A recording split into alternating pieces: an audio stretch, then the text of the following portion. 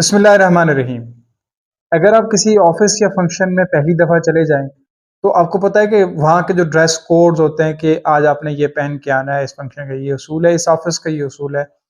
और आप हर बंदे को वहाँ पे कुछ डिफरेंट पहना हुआ देखें तो यकीनन आपके ज़हन में गुमान होगा कि इनमें से कौन सही है और कौन गलत है। मुश्किल होगा आपके लिए डिसाइड करना, चूँकि आपको एक्चुअल सिचुएशन का पता नहीं है। यही हाल पाकिस्तान और इंग्लैंड के दरमियान जो मुल्तान में जारी दूसरा टेस्ट मैच है, उसमें दोनों टीमों की प्लेइंग 11 को देख के हो रहा है। आज पहला दिन था मुल्तान में पाकिस्तान और इंग्लैंड के दरमियान दूसरे टेस्ट मैच का, जिसका इख्तिताम हो गया। पाकिस्तान ने 259 रन बनाए, 5 खिलाड़ी आउट हुए और 90 ओवर का खेल आज के दिन पूरा हुआ। दोनों टीमें बिल्कुल कंट्रास्ट हैं। पाकिस्तान के पास 7 स्पिनिंग ऑप्शन है, जबकि सिर्फ 1 सीमिंग ऑप्शन है। और उसके बरक्स अगर आप इंग्लैंड का बैलेंस देखिए तो इंग्लैंड ने 3 उनके पास स्पिनिंग ऑप्शन है जॉय रूट को मिला के, और उनके पास 3 सीमिंग ऑप्शन है।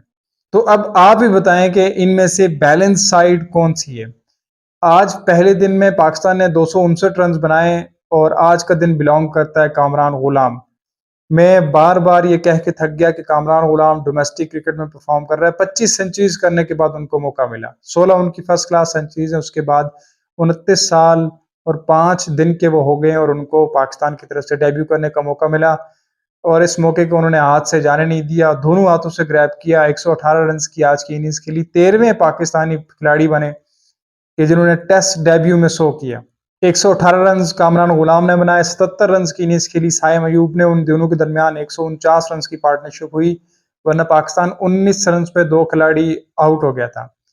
कामरान गुलाम की सबसे अच्छी बात क्या थी कि कामरान गुलाम पे एक वक्त ऐसा आया जब स्पेशली बॉल रिवर्स स्विंग हो रही थी, बेन स्टोक्स बॉलिंग कर रहे थे, तो उन पर टफ टाइम था, लेकिन he didn't throw away his wicket. और जिस बंदे ने डोमेस्टिक क्रिकेट में 16 सेंचुरीज की हूं, तो फिर डेफिनेटली वो एक मैच्योर बैट्समैन होगा, and that what Kamran Ghulam has shown today. अब पहले दिन को लेके बहुत सारे सवाल पैदा हो गए। पाकिस्तान ने 259 रन 90 ओवर खेलने के बाद बनाए। क्या विकेट वाकई इतनी मुश्किल है? दिखने में तो दिखा कि यहाँ बॉल लो रह रहा है, कुछ बॉलें स्पिन हो रही हैं, रिवर्स स्विंग भी हो रही है जल्दी, लेकिन क्या पाकिस्तान को 50, 60, 100 रन मजीद बनाना चाहिए था? क्या ये विकेट वाकई मुश्किल है, या फिर जब पाकिस्तान खेलता है तो विकेट हमें मुश्किल लगती है, जब इंग्लैंड खेलेगा तो पता चलेगा कि विकेट कैसी है?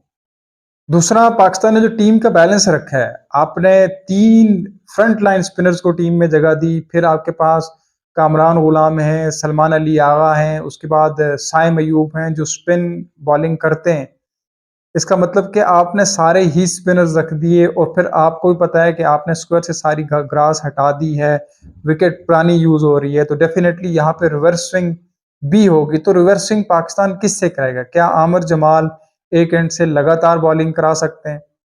जब आपके पास सलमान अली आगा हैं और इस विकेट पे आप उन्हें परमानेंट स्पिनर के तौर पे इस्तेमाल कर सकते हैं, चूंकि England have some lefty batsman also, और ये विकेट जो अब तक दिखाई दे रहा है कि यहाँ स्पिनर्स के लिए हेल्प होगी, तो फिर आप एक स्पिनर को ड्रॉप करके आप सीमिंग ऑप्शन की तरफ क्यों नहीं गए? फिर अगला सवाल कि पाकिस्तान को पहली इनिंग्स में कितने रन बनाने चाहिए तो पाकिस्तान अपने आप को सिक्योर फील करेगा? आई डोंट थिंक सो कि पाकिस्तान किसी भी टोटल को लेके अपने आप को सिक्योर फील करेगा अगेंस्ट इंग्लैंड। 556 बना के पाकिस्तान सिक्योर नहीं था, और अब पाकिस्तान के 5 खिलाड़ी आउट हो चुके हैं, 259 रन हैं। इसके बाद आमिर जमाल ने आना है, बाकी आपकी सारी टेल है। अब कल इस टेस्ट मैच का दूसरा दिन है और बड़ा इंपॉर्टेंट डे है। मैं समझता हूँ कि अगर कल पाकिस्तान मजीद 150 रन यहाँ से लगाता है, पाकिस्तान 400 बना लेता है, तो शायद पाकिस्तान के लिए ये टेस्ट मैच जीतना आसान हो जाएगा, चूंकि हमने इंग्लैंड को देखा है कि इंग्लैंड स्पिनर्स के खिलाफ स्ट्रगल करता है, और जिस तरीके से उम्मीद है कि ये विकेट बिहेव करेगी, तो फिर पहली इनिंग्स में 400 मिनिमम आपका टारगेट होना चाहिए, तब आप इंग्लैंड को फंसाने में कामयाब हो सकते हैं। विकेट में बॉल लो भी रह रहा है और कुछ बॉलें टर्न भी हो रही हैं, लेकिन ये अभी इस टेस्ट मैच का पहला दिन है, अभी 4 दिन मजीद बाकी है।